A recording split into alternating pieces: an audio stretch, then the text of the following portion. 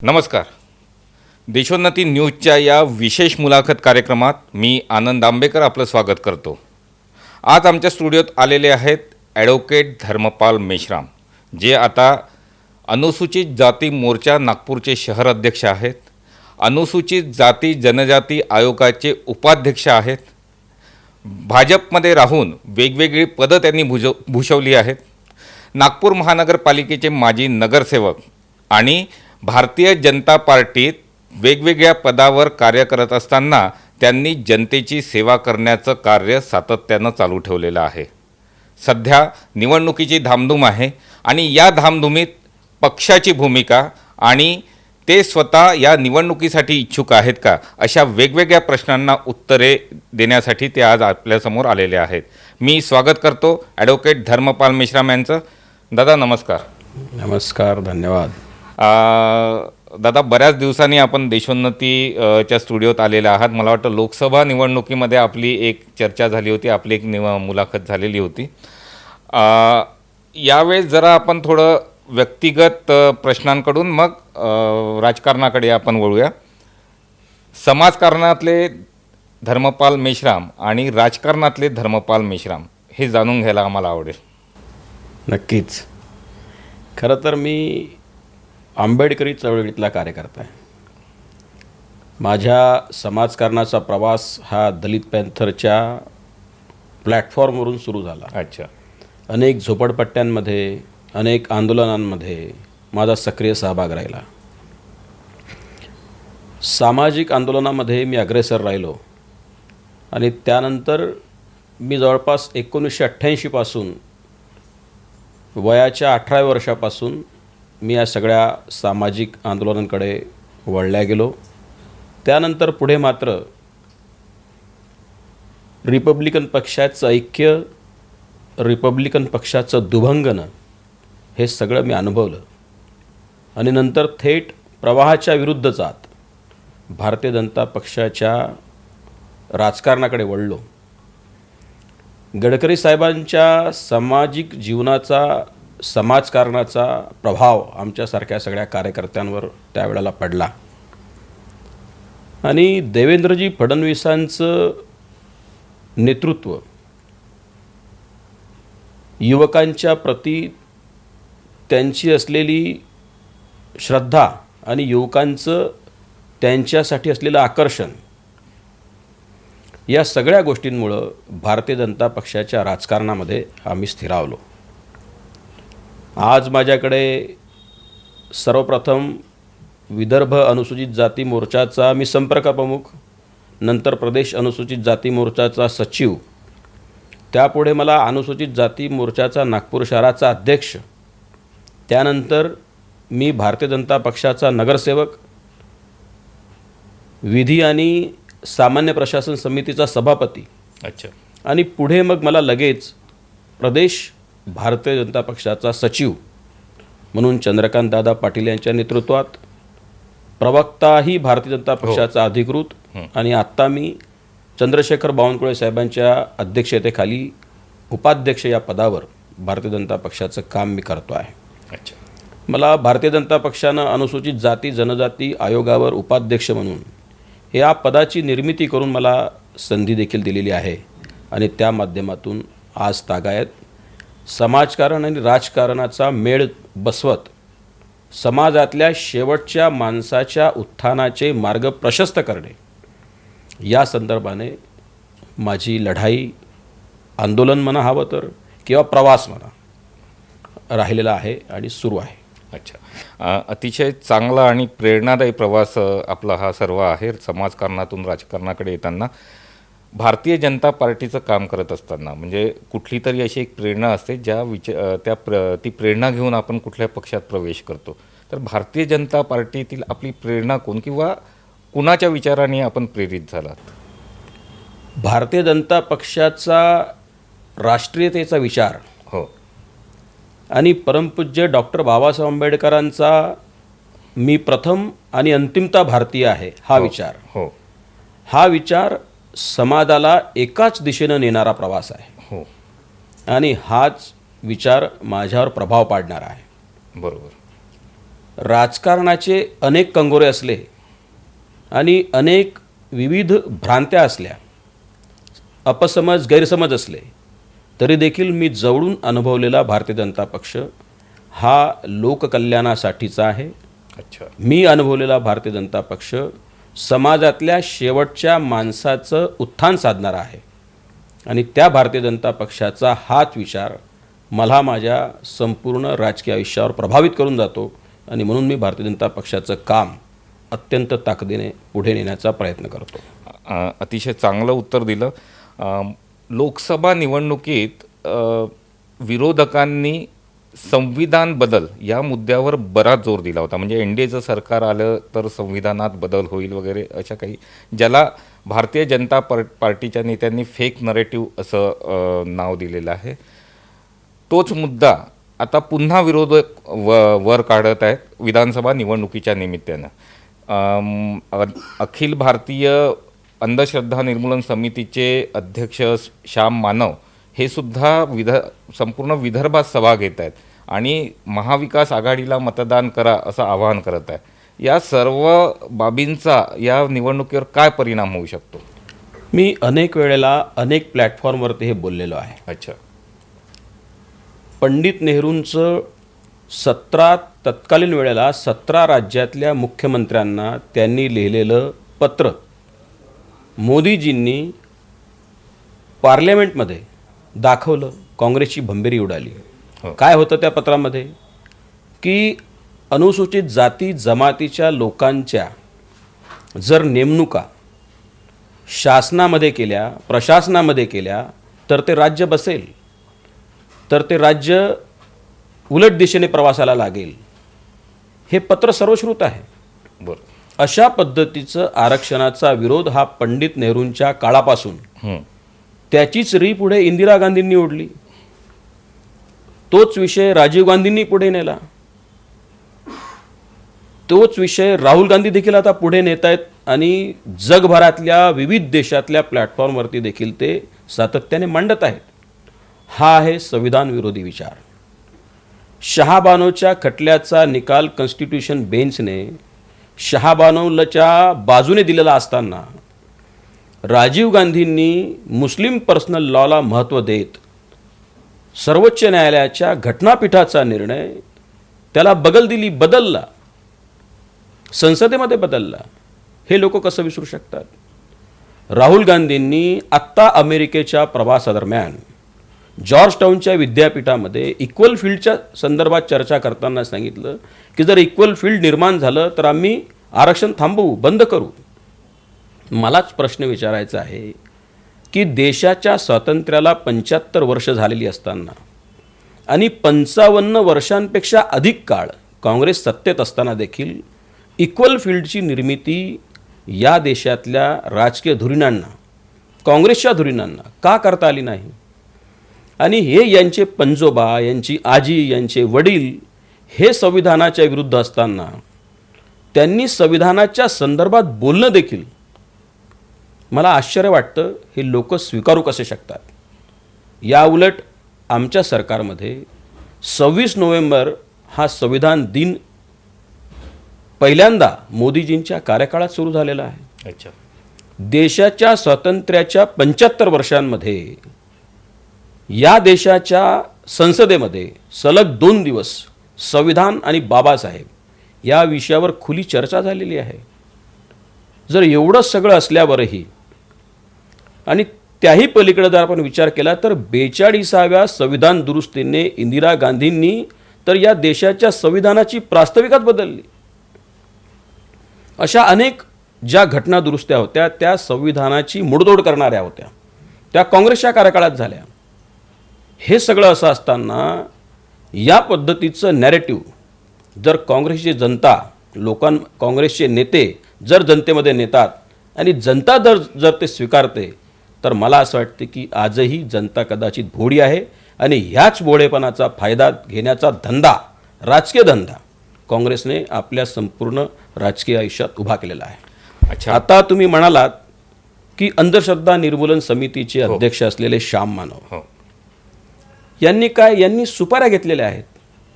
हे या देशाच्या स्वातंत्र्योत्तर कार्यकाळात जेव्हा जेव्हा काँग्रेस राष्ट्रवादीचं म्हणजे आत्ताच तेव्हाची काँग्रेस आत्ताची राष्ट्रवादी शरद पवार असतील गांधी परिवार असेल यांनी आपल्या सत्ता काळामध्ये हे सगळे दलाल लोक जन्माला घातले. हे त्यांचे लाभार्थी आहेत. अच्छा. या आपल्या संपूर्ण आयुष्यामध्ये जे लाभ त्यांनी सरकारकडून घेतलेले आहेत त्या लाभाची परतफेड करायची म्हणून या पद्धतीचं नॅरेटिव्ह या पद्धतीच्या सभा राज्यभर घेण्याचा त्यांनी धंदा उभारलेला आहे. कदाचित त्यांना याच महाविकास आघाडीच्या नेत्यांकडून किंवा काँग्रेस राष्ट्रवादीच्या नेत्यांकडून त्यांना लोभ लालच पुन्हा दाखवला गेला असेल आणि त्यामुळंच हे असतील विश्वंभर चौधरी असतील सरोदे असतील किंवा वागळे असतील. आता तर मी हे ऐकलं की त्यांनी आपल्या काही अटी लावून अच्छा. त्यांनी महाविकास आघाडीला समर्थन दिलेलं आहे. अच्छा. त्या अटी जरा जगजाहीर करा. कोणत्या अटी आहेत त्या? म्हणजे हे जी काही त्रयी आत्ता समाजात जाऊन ज्या पद्धतीनं काम करते आहे काँग्रेस आणि महाविकास आघाडीच्या समर्थनाच्यासाठीच्या दृष्टीने तर त्यांनी सत्तेतून कोणत्या पद्धतीची मागणी केलेली आहे त्या अटी जरा लोकांना कळल्या पाहिजेत.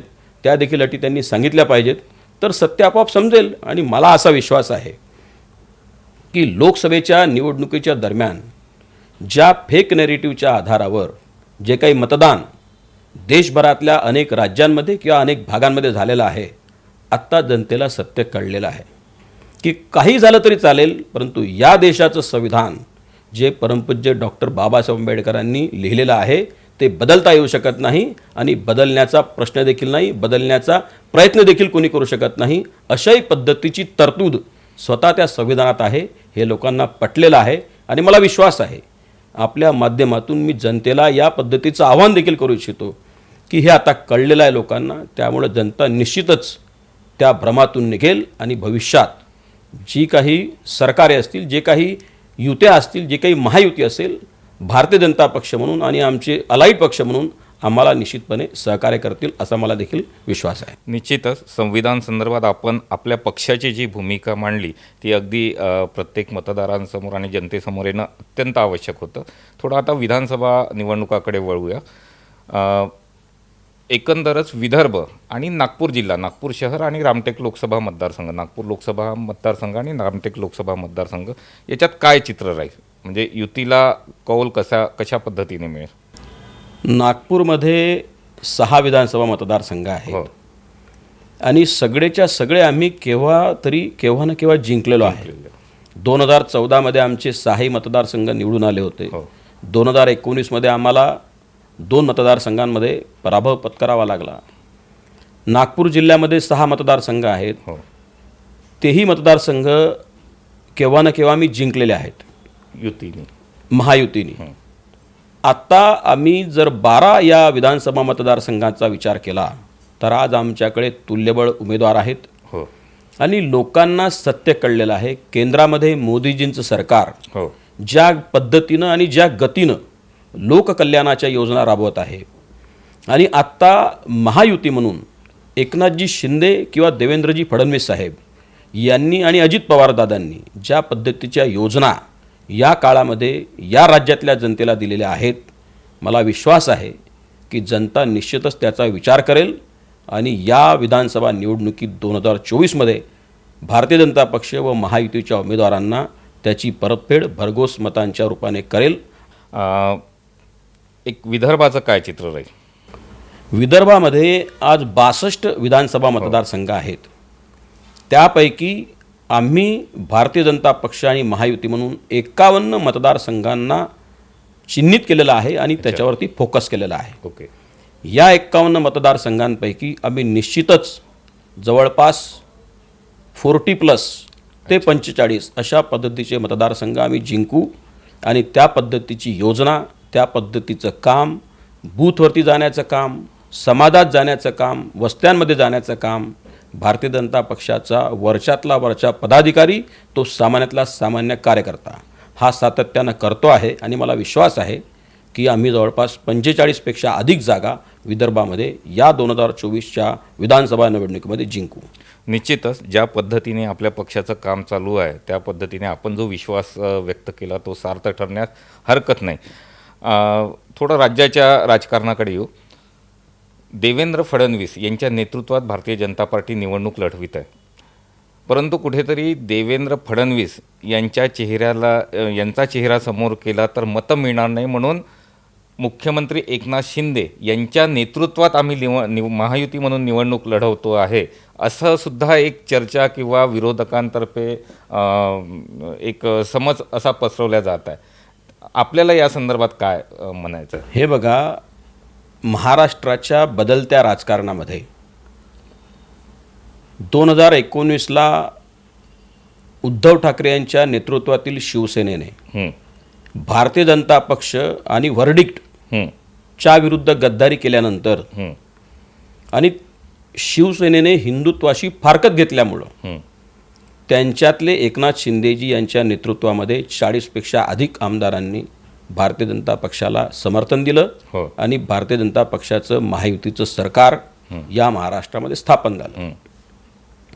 भारतीय जनता पक्ष म्हणून माननीय देवेंद्रजी फडणवीस देवाभाऊ यांच्या नेतृत्वात आमची वाटचाल सातत्यानं सुरू आहे. 2014 ते 2019चा देवाभाऊंचा कार्यकाळ तुम्ही तपासा. ज्या गतीनं, ज्या पद्धतीनं त्यांनी महाराष्ट्राच्या राजकारणामध्ये एक वलय निर्माण केलं, एका विकासाच्या दिशेनं महाराष्ट्र राज्याचा प्रवास सुरू केला आणि आता उपमुख्यमंत्री म्हणूनही महाराष्ट्राला ज्या पद्धतीनं उद्योजकाच्या क्षेत्रामध्ये पहिल्या क्रमांकावर आणलं, बरोबर, तामिळनाडू असेल, कर्नाटक असेल, गुजरात असेल, अशा सगळ्या राज्यांना पछाडून, तेव्हा ती गती बघा. आम्ही भारतीय जनता पक्ष म्हणून महाराष्ट्रामध्ये देवेंद्रजी फडणवीस साहेबांच्या नेतृत्वामध्ये आम्ही प्रवास करतोय. देवेंद्रजी फडणवीस साहेबांच्या नेतृत्वामध्ये आम्ही जनतेकडे मते मागण्यासाठी जात आहोत. महायुती म्हणून निश्चितच आमचे जे मुख्यमंत्री एकनाथजी शिंदे होते आहेत आणि या महायुतीचं सरकार या तिघांच्याही नेतृत्वामध्ये अत्यंत चांगल्या पद्धतीनं महाराष्ट्रामध्ये काम करते आहे. शेवटी महायुती आहे. महायुतीची ज्या दिवशी निवडणूक होईल आणि विधानसभेचे आमदार निवडून येतील त्या दिवशी जो निर्णय व्हायचा तो होईल. परंतु आज आमच्याकडे मुख्यमंत्री आहेत आणि देवेंद्रजी फडणवीस साहेबांनी स्वतः ते पत्रकारांच्या समक्ष सांगितलेलं आहे. या उलट महाविकास आघाडीकडे मुख्यमंत्री पदाचा चेहरा नाही. उद्धव ठाकरेंनी अनेकदा मागण्या करूनही, जाहीर मागण्या करूनही काँग्रेस आणि शरद पवारांनी त्यांना वाटाण्याच्या अक्षता लावलेल्या आहेत. त्यांनी आपल्या मुख्यमंत्रीपदाचा चेहरा देखील समोर करू शकलेले नाही आहेत. आणि आत्ता तर ज्या पद्धतीच्या चर्चा महाराष्ट्राच्या राजकारणात तुमच्या माध्यमातूनच आम्ही ऐकतो आहोत की याचं तिथे फाटलं, त्याचं तिथे फाटलं, संजय राऊतांचं यांच्याशी जमेना, नाना पटोले असतील तर आम्ही बैठकांमध्ये सहभागी देखील होऊ नाही, अशा पद्धतीची महाविकास आघाडीची वाटचाल सुरू झालेली आहे. आणि महाराष्ट्रातली 13 करोड जनता आणि 9 करोड 63 लक्ष मतदार या सगळ्या गोष्टींकडे प्रबुद्धपणे, शांत चित्तानं, चिकित्सक दृष्टीनं पाहत आहेत. आणि त्यामुळं माझा असा विश्वास आहे की ही प्रबुद्ध जनता निश्चितपणे भारतीय जनता पक्ष आणि महायुतीला आपल्या मतदान आणि आपला झुकाव त्या दिशेने देतील, असं देखील माझं मत. एक उद्योगाचा विषय आपण या प्रश्नाच्या उत्तरात काढला. सातत्यानं हाही आरोप होत आहे की महाराष्ट्रातले उद्योग गुजरातकडे पळवले जात आहेत. काय त्याच्यातलं नेमकं तथ्य? शेवटी ही लढाई आता समाज माध्यमांमध्ये आणि खोट्या कथानकांच्याच म्हणजेच फेक नॅरेटिव्हच्या आधारावर लढल्या जात आहेत. हे सत्य आहे, सर्वविदित आहे. जर महाराष्ट्रातले उद्योग गुजरातकडे वळवले असते तर आत्ता उद्योगाच्या रँकिंगमध्ये, इन्व्हेस्टमेंटच्या रँकिंगमध्ये महाराष्ट्र पहिल्या क्रमांकावर कसा आला असता. तेव्हा महाराष्ट्रातली ही प्रबुद्ध जनता या सगळ्या गोष्टींकडे पाहत आहे अत्यंत चिकित्सकपणे आणि अत्यंत विश्लेषणात्मक दृष्टीने. तेव्हा ह्या सगळ्या फेक नॅरेटिव्हच्या आधारावर जे लोकसभा निवडणुकीच्या दरम्यान कुभांड रचल्या गेलं त्याला मात्र आता तडा पडलेला आहे आणि त्याला ही जनता कदापिही बळी पडणार नाही असा मला विश्वास आहे. नागपुरातल्या 6 मतदारसंघापैकी उत्तर नागपूर मतदारसंघ हा राखीव आहे, अनुसूचित जातीसाठी राखीव आहे. या मतदारसंघासाठी आत्ता विधानसभा निवडणुकीच्या निमित्तानंच नव्हे तर गेल्या काही वर्षापासून आपल्या नावाची चर्चा आहे. काय याच्यातलं तथ्य किंवा आपण इच्छुक आहात का या मतदारसंघासाठी? आपलं खरं तर मी धन्यवादच देतो की हा प्रश्न अनायासे का होईना आपण उपस्थित केलेला आहे. मी पक्षाचा कार्यकर्ता आहे. पक्षाचं नेतृत्व, मग ते गडकरी साहेब असतील, देवेंद्रजी फडणवीस असतील, चंद्रशेखरजी बावनकुळे साहेब असतील, किंवा भारतीय जनता पक्षाची वरिष्ठतम नेतृत्व असेल, किंवा सामान्यातला सामान्य पदाधिकारी कार्यकर्ता असेल, हे जे आदेश देतील त्या आदेशाला आम्ही सामोरं जाऊ, त्या पद्धतीनं आम्ही काम करू. मी इच्छुक आहे की नाही हाही प्रश्न नाही. मी सांगितलं की जर पक्षाने आदेश दिला तर भारतीय जनता पक्षाचा मीच काय, कोणताही कार्यकर्ता निश्चितपणानं निवडणूक लढेल. पण मला या निमित्तानं उत्तर नागपूरच्या जनतेला देखील प्रश्न विचारायचा आहे की मागच्या अनेक वर्षांमध्ये आम्ही काँग्रेसच्या उमेदवाराला पाहिलं, काँग्रेसच्या नेत्याला पाहिलं, काँग्रेसच्या प्रतिनिधीला पाहिलं, आमदारांना पाहिलं, मंत्री म्हणून पाहिलं, परंतु त्यांनी आपल्या 25 वर्षाच्या या विधानसभा आमदार म्हणून किंवा मंत्री म्हणून केलेल्या कामाचा लेखाजोखा कधी जनतेसमोर सादर केला काय? नागपूरचे पालकमंत्री म्हणूनही जबाबदारी भूषवली, परंतु उत्तर नागपूरचं कोणतं कल्याण साधलं? आज नागपूर शहरातला अत्यंत मागास भाग म्हणून जर ओळखला जात असेल तर ते उत्तर नागपूर आहे, आणि त्यासाठी सर्वस्वानं ही काँग्रेसची नेते मंडळी जबाबदार आहे की ज्यांनी उत्तर नागपूरच्या जनतेचा विश्वासघात केला. आम्ही doctor Babasaheb Ambedkar convention centre आणू, आम्ही doctor Babasaheb Ambedkar medical hospital आणू, आम्ही हे आणू, आम्ही ते करू, परंतु केलेलं मात्र काहीही नाही. देवेंद्रजी फडणवीस साहेब उपमुख्यमंत्री असताना त्यांना निधी देऊन बाबासाहेब डॉक्टर आंबेडकर कन्व्हेन्शन सेंटरचं काम पूर्णत्वास नेऊन उद्घाटन करावं लागलं.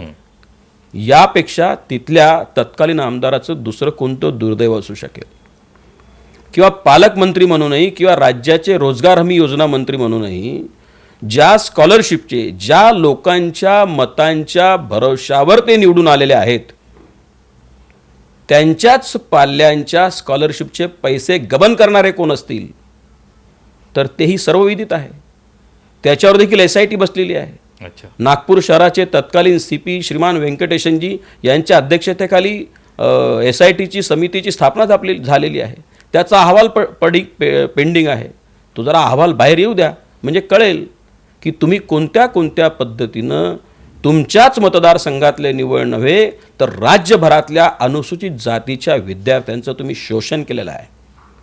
तुम्ही निळी टोपी लोकांना दाखवून त्याच्या खाली जे गांधी टोपी आहे ना, छुपा अजेंडा, तो देखील लोकांना दिसला पाहिजे. पक्षानं जर मला संधी दिली तर या सगळ्या गोष्टी मुळासकट बाहेर काढण्याचा प्रयत्न माझा राहील.